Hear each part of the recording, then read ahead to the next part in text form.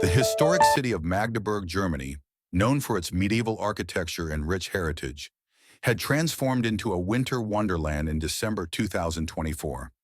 The Christmas market in Altermarkt Square was alive with the sounds of carolers, the warm glow of festive lights, and the scent of roasted almonds and mulled wine.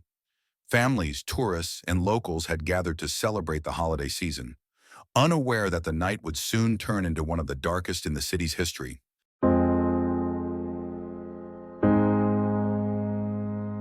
At approximately 7 p.m., the bustling market was at its peak. The Ferris wheel shone against the night sky, and children clutched gingerbread cookies in their mittens. Vendors cheerfully called out their latest offerings of hand-carved nutcrackers and steaming bratwurst. Suddenly, a deafening roar of an engine shattered the festive atmosphere. A black Audi SUV, moving at an unnaturally high speed, broke through the wooden barriers at the entrance of the market.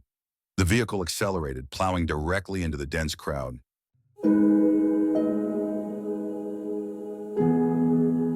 In a matter of seconds, bodies were sent flying as the car veered left, then right, striking innocent people in its path.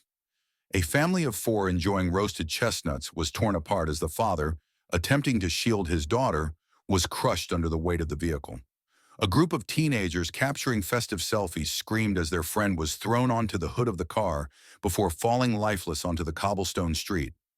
The driver, later identified as Talib al-Abdelmohsen, a 50-year-old Saudi national, showed no signs of slowing down. His hands gripped the steering wheel with unwavering force as he mowed down dozens of people. Witnesses later recalled hearing metallic thuds and shrieks of agony as the car struck person after person. One of the most heart-wrenching moments came when a toddler, only 2 years old, was torn from his mother's grasp and landed in the path of the SUV. The mother's blood-curdling scream echoed through the square as she fell to her knees.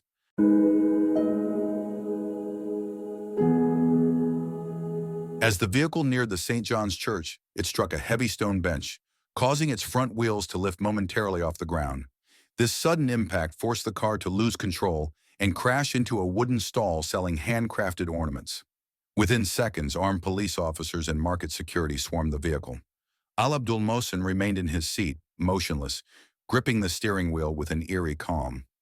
As officers smashed the car's windows and dragged him out, he muttered incoherently, his expression devoid of emotion.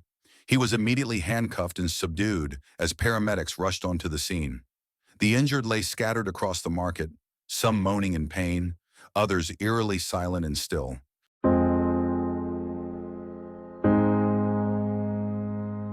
As sirens blared and emergency crews attempted to revive the injured, the scale of the tragedy became evident.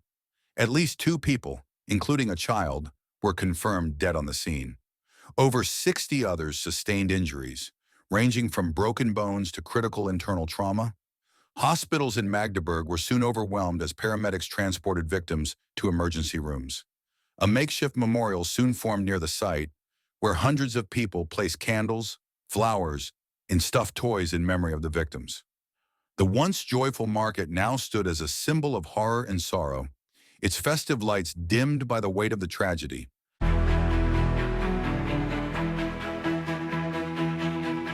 Authorities quickly launched an investigation into Taleb al-Abdel Mohsen.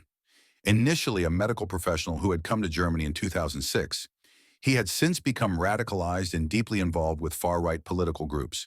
He was known to have anti-Islamic sentiments, which made the attack even more baffling. Reports indicated that he had been living in Magdeburg under refugee status since 2016 and had previously sought asylum. While no official terrorist links were confirmed, authorities did not rule out the possibility of political or ideological motivations. The attack sent shockwaves across Germany. Chancellor Olaf Scholz and President Frank-Walter Steinmeier visited the scene, expressing their grief and condolences. Interior Minister Nancy Faeser vowed to strengthen security measures at public events, ensuring that similar incidents would not occur. Right-wing groups seized the tragedy to push their political agenda, staging protests near the attack site.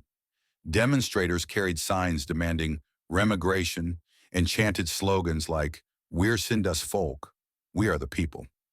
The AfD party capitalized on the attack, calling for a harsh crackdown on asylum seekers and tighter immigration controls. International leaders, including those from France, the UK, Poland, Turkey, and India, expressed solidarity with Germany. The tragedy also reignited debates on immigration policies just months before the 2025 federal elections.